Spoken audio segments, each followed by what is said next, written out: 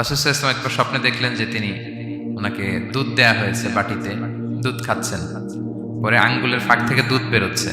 এই সামান্য একটু দুধ রাসূল সাল্লাল্লাহু আলাইহি ওয়াসাল্লাম উমরে ফারুককে দিলেন, বললেন মাযা আউয়ালতা বিহি ইয়া রাসূলুল্লাহ, এটা তাওয়িল কি?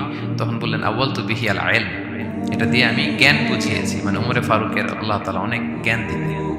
স্বপ্নে কেউ দুধ খাচ্ছেন, এটা আপনার জ্ঞানের প্রতীক।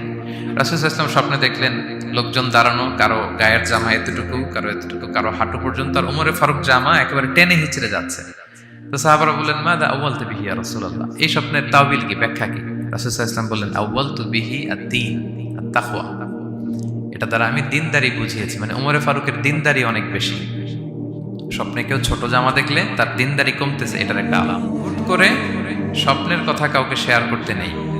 রাসূল সাল্লাল্লাহু আলাইহি ওয়াসাল্লাম ফজরের সালাতের পরে মসজিদে নববীতে সালাম ফিরিয়ে সাহাবাদের দিকে মুখ ফিরিয়ে বসতেন, তাসবিহ পড়তেন, এরপর জিজ্ঞেস করতেন হাল রাআ আহাদুম মিনকুম আল বারিহাতা রুইয়া, স্বপ্ন টপ্ন দেখেছো নাকি?